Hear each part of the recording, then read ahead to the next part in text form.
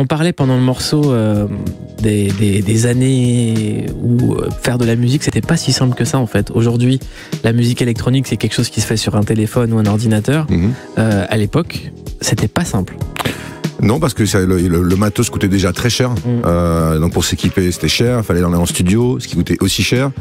Et puis voilà, il faut savoir aussi que c'était une époque, moi quand j'ai commencé, il n'y avait pas Internet, quoi.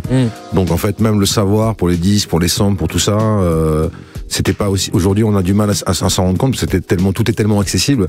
Mais à cette époque-là, vraiment, il fallait déjà aller au magasin de disques pour acheter les disques. Et bon, il y avait évidemment pas de MP3, pas de fichiers, pas de trucs comme ça.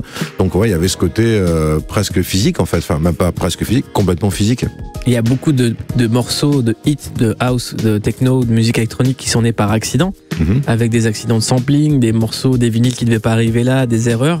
Est-ce qu'aujourd'hui, avec les logiciels, l'accident est toujours possible ? Justement, pas trop. Non, pas trop. Et en fait, aujourd'hui, il y a justement tellement de possibilités qui d'ailleurs, on l'entend dans la musique. Il n'y a pas eu vraiment une espèce d'innovation musicale, d'un nouveau style. On va dire ces 5-6 dernières années, quelque chose de vraiment nouveau.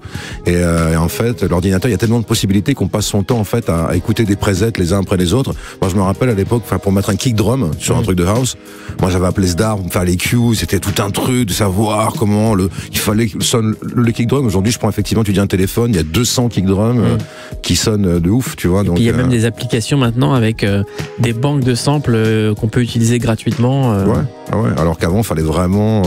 C'est toujours pareil, c'est ce truc de la limitation aussi qui fait la qualité. Il y a un truc dans la limitation qui fait qu'on a besoin de se dépasser un peu, je pense, au niveau créatif. Alors maintenant qu'on a des possibilités infinies de faire de la musique, est-ce que c'est mieux maintenant ? Alors, moi, je sais pas ce truc mieux maintenant. En tout cas, je parle pour moi. Moi, je sais que l'ordinateur, c'est un truc qui m'a empêché d'aboutir ma musique pendant des années. Et j'ai mis des années à le comprendre.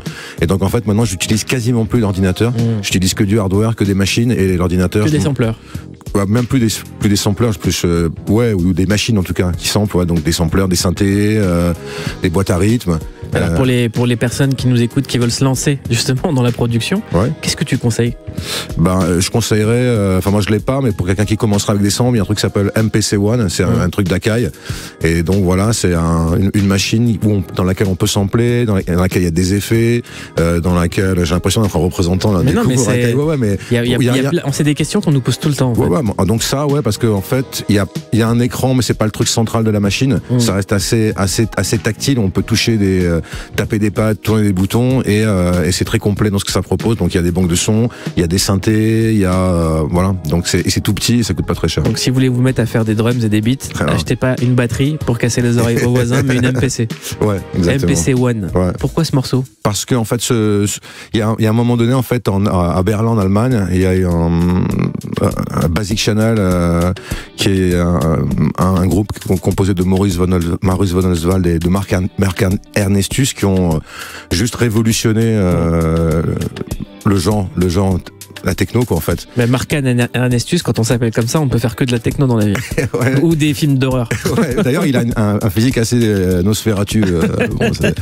Et donc, en fait, ces mecs dont le morceau est extrait, a complètement révolutionné ce genre, a vraiment fait une connexion entre Détroit, qui était la ville où la techno est née, et l'Europe, en fait. Et ils ont vraiment inventé un son. On va parler de quelqu'un d'autre qui a inventé un son, c'est Papa San. Haute sélection avec le morceau Maddie Cry. Papa San, c'est un musicien jamaïcain qui débute sa carrière dans les sound systems, comme le Small Axe. Un morceau où en fait un mec pleure, en fait. C'est un canard. En fait, je crois qu'il imite sa grand-mère, en fait. C'est ça le délire de la chanson. C'est que je crois que sa grand-mère, elle se désespère de voir ce qu'il est en train de devenir. Et au fur et à mesure du morceau, elle commence à pleurer de plus en plus. C'est Papa San qui imite sa grand-mère, je trouve. Ce qui est fou, c'est qu'on a dansé sur ce morceau. C'est un gros hit. Les gens deviennent fous, en fait, sur ça. On sait pas pourquoi. C'est le Riddim. Frère de Riddim, l'artiste iCube, signé sur Versatile. Comment s'est passée la connexion avec cet artiste ? Bah, ça a été une connexion assez immédiate. Donc justement, c'était l'époque début du label. Je pense que lui il m'écoutait sur Nova. En fait, il m'a envoyé une cassette. Et donc le label, en fait, je devais le faire avec Radio Nova. Ouais, avant que ça devienne Radio Nova. Ouais. Et donc il m'a envoyé cette cassette que j'ai reçue là-bas. Et puis voilà. Et comme je te disais tout à l'heure, assez rapidement, j'ai su que je pouvais pas faire le label avec Nova pour différents problèmes. Et je lui ai proposé de me suivre dans cette aventure. Et donc effectivement, 25 ans après, vous êtes toujours ensemble. Toujours ensemble. Enfin, lui il fait ses trucs de son côté. On a fait Shadow Flight ensemble.